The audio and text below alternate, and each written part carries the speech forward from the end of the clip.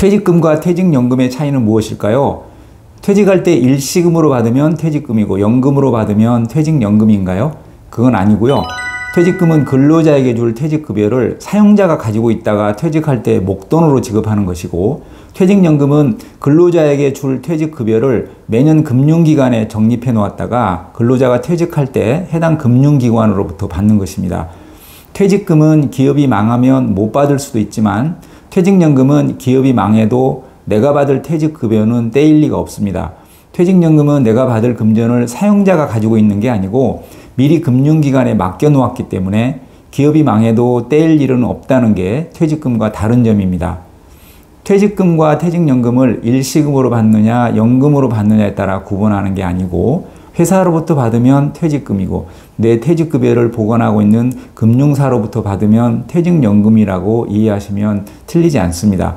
소소한 거지만 퇴직금은 50%까지는 압류가 가능하지만 퇴직연금은 압류할 수 없고, 퇴직금은 직접 운용이 불가하지만 퇴직연금은 직접 운용할 수 있다는 것도 다른 점입니다. 그리고 퇴직금을 급여계좌로 받으면 손해입니다. 퇴직금 1억 원을 오늘 받아서 내일 은행 대출금을 상환하더라도 연금 계좌로 받아야 하는데 세금 떼고 급여계좌로 받는 사람이 많습니다. 급여계좌로 받으면 무조건 세금을 더 많이 냅니다. 왜 손해인지는 이 영상 맨 뒤 링크 시켜드린 퇴직금 급여계좌로 받으면 무조건 손해, 이 영상을 꼭 보시기 바랍니다. 이론상으로는 퇴직연금 제도가 유리합니다. 하지만 금융 지식이 낮은 근로자가 본인의 퇴직급여를 금융상품에 투자하다 손실을 볼 수도 있기 때문에 퇴직연금 제도가 늘 유리한 건 아닙니다. 이런 이유 때문에 원천적으로 퇴직연금에 가입하지 못하게 하는 기업도 일부 있습니다. 괜히 본인이 운용하다 원금 손실을 볼 수도 있기 때문에 아예 퇴직연금에 가입을 못하게 하는 것입니다. 그렇더라도 적어도 퇴직이 몇 년 남지 않으면 퇴직연금 DC형에 가입할 수 있는 길을 열어둬야 퇴직급여에서 손실을 막을 수가 있습니다. 이 문제, 즉 퇴직금 제도가 가진 맹점이 무엇인지, 퇴직연금 DB형에서 언제 DC형으로 전환하는 게 퇴직급여를 많이 받을 수 있는지는 다음 영상에서 자세하게 다루고, 이번 영상은 퇴직연금 3총사인 DB, DC, IRP를 쉽게 이해할 수 있도록 해드리겠습니다. 퇴직연금 3총사는 DB형, DC형, IRP입니다. IRP 계좌는 개인형 IRP와 기업 IRP로 구분하고, 개인형 IRP는 다시 세액공제를 받기 위해 가입한 적립 IRP와 퇴직급여를 받기 위해 개설한 퇴직 IRP로 구분합니다. 연말정산 세액공제 받기 위해 가입한 적립 IRP는 개인이 알아서 가입 여부를 결정하는 거기 때문에 개인연금으로 잘못 알고 계신 분이 있는데, 개인연금이 아니고 퇴직연금입니다.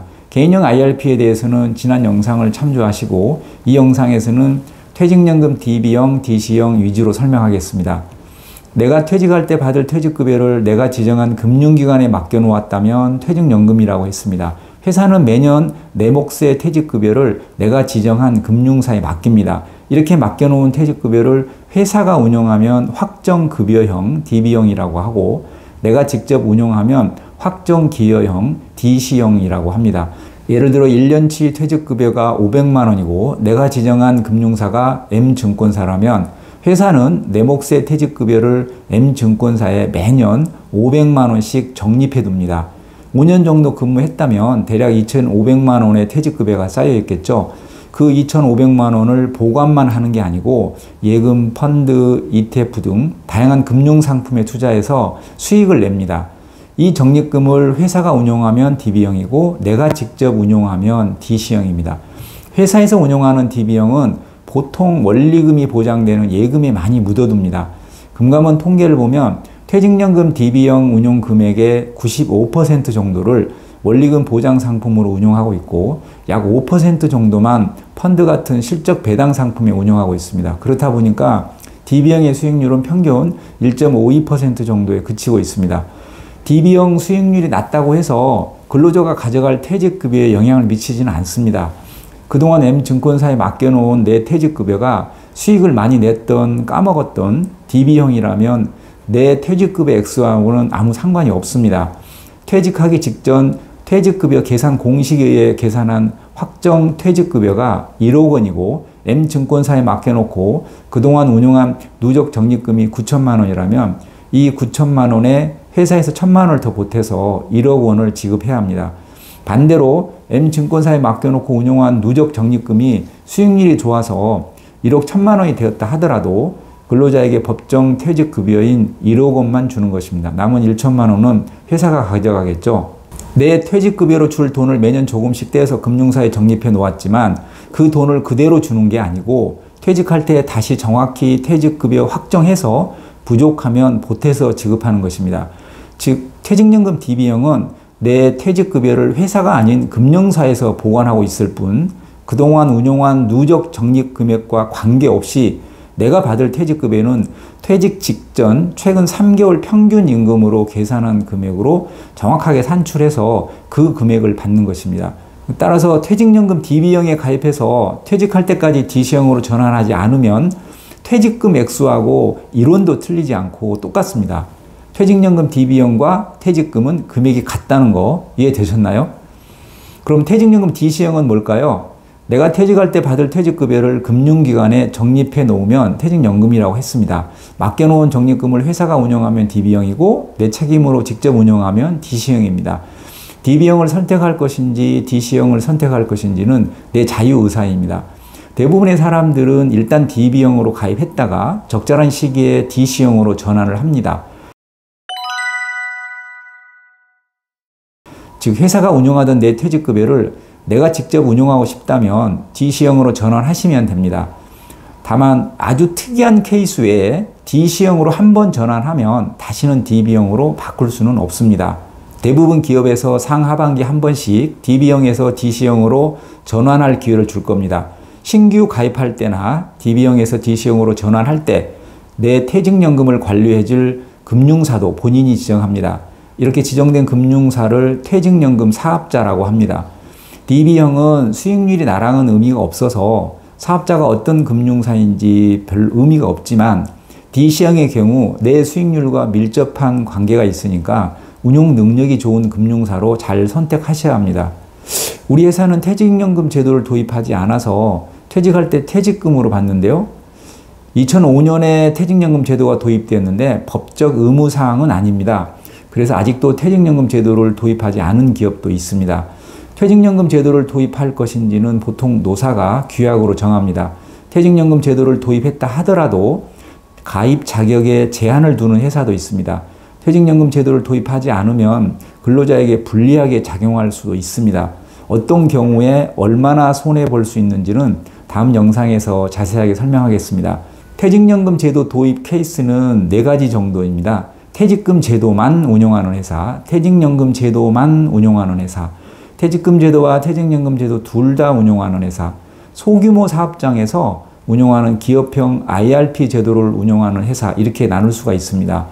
퇴직금 제도는 퇴직 직전 최근 3개월 평균 임금으로 퇴직급여를 산정합니다. 승진 기회도 많고 매년 임금 인상률이 높다면 퇴직금 제도가 대체적으로 유리합니다. 퇴직연금 제도는 퇴직금 제도랑 유사한 DB형으로 가입해서 퇴직할 때까지 DB형으로 유지할 수도 있고 도중에 DB형을 DC형으로 전환해서 내가 직접 운용할 수도 있습니다. 승진 기회가 적고 임금 인상률도 대체로 낮다면 퇴직금 제도보다는 퇴직연금 제도가 유리할 수 있습니다. 퇴직금 제도와 퇴직연금 제도 2가지 운용하는 회사도 있습니다. 본인이 둘 중 하나를 선택할 수도 있고 2가지 제도를 운용하지만 특정 직책은 아예 퇴직연금 가입 자격을 제한하는 회사도 있습니다. 마지막으로 기업형 IRP 제도는 IRP 계좌에 매월 또는 매년 퇴직급여를 적립시키는 경우입니다. DC형과 유사해서 적립한 금액을 잘 운용하면 오히려 퇴직금 제도나 퇴직연금 DB형보다 더 유리할 수도 있습니다. 하지만 안타깝게도 전체적으로 퇴직연금 제도에 대한 이해가 부족하다 보니까 매년 퇴직급여로 받은 돈을 1, 2% 이자를 주는 은행 예금에 운용하는 경우가 많습니다. 그렇다 보니까 퇴직금 제도나 퇴직연금 DB형에 비해서 근로자가 손해볼 확률이 높은 제도입니다. 기업형 IRP 제도를 운영하는 회사는 특정 금융사 한 곳만 지정하기도 합니다. 그러면 근로자가 손해인데 근로자는 잘 모르니 그런가 보다 라고 넘어가는 거죠. 기업형 IRP 계좌에 적립된 퇴직급여를 잘 운용하지 못하고 내버려 두면 퇴직할 때 목돈으로 한꺼번에 받는 퇴직금보다 금액이 적어질 확률이 높습니다. 이렇게 선택의 여지 없이 특정 은행 IRP 계좌로 내 퇴직급여가 적립되더라도 은행에서 시키는 대로 1%대 예금에 운용하지 마시고 2% 후반대 저축은행 예금에 운용을 해서 수익률을 조금이나마 더 올리시기 바랍니다. 회사는 IRP 계좌로 쏴주면 끝입니다. 수익을 내든 손실을 내든 모두 내 책임이니까 금융상품 운용에 관심을 가지셔야 합니다. 예를 들어서 예금으로 운용하더라도 은행 예금과 저축은행 예금 간 이자 차이가 크니까 방치하지 마시고 운용을 잘 하시기 바랍니다. 회사로부터 받으면 퇴직금이고 금융사로부터 받으면 퇴직연금인데 그런 금융사를 퇴직연금 사업자라고 합니다. 사업자는 보통 노사가 증권사, 은행, 보험사 중 선정을 하고 사업자로 선정된 금융사 중에서 내가 선택한 금융사에 내 퇴직급여를 맡겨놓는 것입니다. 사업자를 선정할 때 특정 금융사 한 곳만 지정하는 회사도 있고 은행, 보험사, 증권사 골고루 지정하기도 합니다. 규모가 작은 회사는 보통 특정 은행 한 곳만 지정하기도 합니다. 특정 은행 하나만 지정하는 건 근로자 입장에서 바람직하지 않습니다. 회사와 은행 간에 이해관계가 얽혀 있어서 회사 요구해도 소용없을지 모르지만 다양한 금융사를 사업자로 지정해달라고 요구하셔야 합니다. 은행 IRP 계좌에서는 ETF 거래도 할 수 없고 운용 능력도 아무래도 증권사보다는 좀 떨어집니다. 규모가 적은 회사라 하더라도 적어도 은행, 증권사, 보험사별로 하나 정도는 선택할 수 있게 하는 게 좋습니다. DB형이 좋은지 DC형이 좋은지 답은 없습니다. 하지만 언제 DB형에서 DC형으로 전환해야 퇴직급여를 많이 받을 수 있는지는 답이 명확합니다. 다음 영상에서는 언제 DC형으로 전환해야 퇴직급여를 가장 많이 받을 수 있는지 구체적인 사례를 들어서 알려드리겠습니다. 주변에 보면 아무것도 아닌데 몰라서 퇴직급여에서 1,000만 원 이상 손해보시는 분들이 많습니다. 다음 영상도 도움 많이 되실 겁니다. 지금까지 연금이야기2 저자였습니다. 구독 부탁드리겠습니다. 또 뵙겠습니다. 감사합니다.